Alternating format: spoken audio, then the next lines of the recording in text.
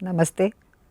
In the last session, we have seen that the counselor has identified the problems by using different tests, checklists, etc. to confirm the diagnosis. Now we are going to learn how the treatment takes place, how the session is planned with a specific goal. What are the goals for each session and why do we set goals? First is we have to consider within the goals which are set should be within the expertise and skill of the counselor. Mutually desired and expected outcomes must be pre-decided. Right direction to the effort is given by setting up goals, or we also making a commitment to set goals. All the goals that we have planned should be SMART goals, meaning the goal should be specific, it should be measurable, it should be achievable and also realistic. So, the specific problems for which you are going to counsel should be arranged according to the complexity and the severity of the problem. Then we should refrain from making a quick diagnosis impulsively. We should be able to take help of all the tools that are available for correct diagnosis, and also your observation is important. Decide about which method is going to suit the client. Every client might need a different way of handling, which we should consider. Then once you have set the goals or the intervention or the treatment plan, we need to discuss it with the client also. Most important factor in identification of the problem and decision about the treatment is like understanding the client as a whole. He is not to be seen only in parts, but client as a whole.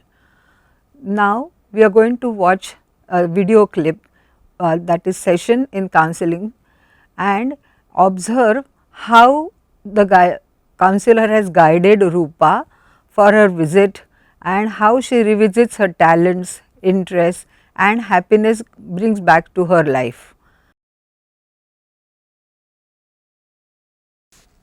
Hello Rupa. Hello. Hello. How is your life going on now? Much better, ma'am. I have been sleeping really well, and since you told me that the video I shouldn't worry about it, my stress has really dropped, and I'm very thankful to you for that. So are you feeling relaxed Yes, now? yes. Did the relaxation help you? Yes, it did. Okay. I've been practicing the affirmations and the relaxation daily, and it has helped me a lot. Very nice. And what about the drawing and writing I told you Yes, today? I started that and I could draw things I couldn't have told anyone, and I made something for you. Oh, this is so pretty. Thank you. Wow. I think, is this what you drew? Yes, I drew it for you. It looks like your dream. Yeah. That's nice. And what about your dance practice? I have resumed my classical dance practices, and my college concert is coming up. My teacher had asked me to choreograph the dance. First I had said no, but now I'm doing it. That's wonderful. Yes. Of course, that is also important. Yes. But I think now that you are in 12th standard, we will have to concentrate on your studies also. Yes, ma'am. And then later on we can explore more options. Yes. I have a test coming up. I've started going to college and I am now studying like I used to. Okay. And are you still worried about the cybercrime? Yes, we are going to lodge the complaint, you said. Yes. So I am not worried about it that much like I was since you told me. But yes. Yes, because as I told you last time, since you are a minor, we will have to take your parents' help also. We will need their consent to lodge the complaint. Yes. So, are you ready for that? Yes, ma'am. But please you talk to my parents because I don't think I have the courage. No. Definitely, I will talk to them. Yes. Okay. So, all the best for your studies and Thank dance you. and everything. Thank you so much, ma'am. I think you have been doing very well by now. Thank you. So, would you like to come for the last session next week?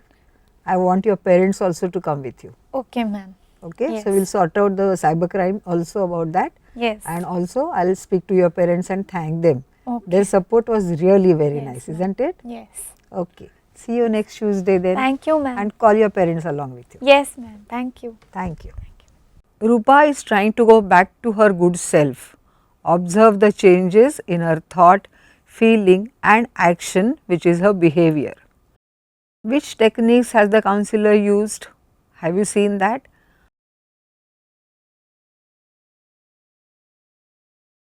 Affirmation, free writing, following her hobby of drawing is used very effectively in the sessions. Did you observe the picture Rupa has brought for the counselor? Her dream is expressed through the picture, which has also helped her to ventilate her emotions. In response, she has also become more positive and ready to accept challenges. The counselor should be well aware about the inseparable body and mind relationship. It is very important. A novice counselor should refrain from making a quick diagnosis impulsively. Detailed understanding of the data which you have already collected and carefully classified is to be used for the counseling intervention. Then the principle of being non-judgmental should be followed very strictly. Now let us see the three important manifestations of problems, which are changes in thought, changes in the feelings, and also the changes in the behavior. The comprehensive view of the problematic situation is very important. All these three parts keep on influencing each other. Being aware about the inseparable body and mind relationship is important.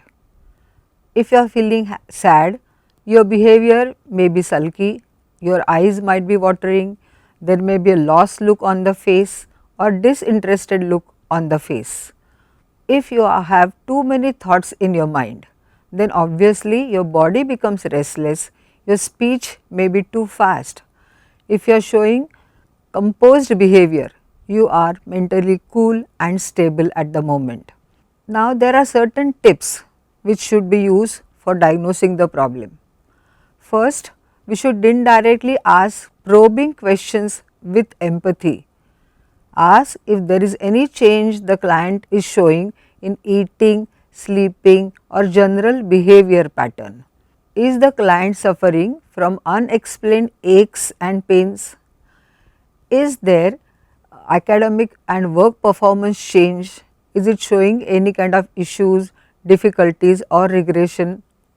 Frequently facing issues like non-attention, memory loss or distraction, these are environmental and contextual causes. Is there any change in interpersonal relationship with the family members, friends or any other significant persons in the child's life like teachers, grandparents, close relatives, etc., whom the child likes or dislikes? Is there any change? Is there a specific pattern in which problematic behavior occurs, like any particular situation, any person or any particular time the problematic behavior becomes more? What happens before and after confronting difficult situation? What is the person's reaction? Are there any resources or the strengths or something in the support system that helps in alleviating the situation?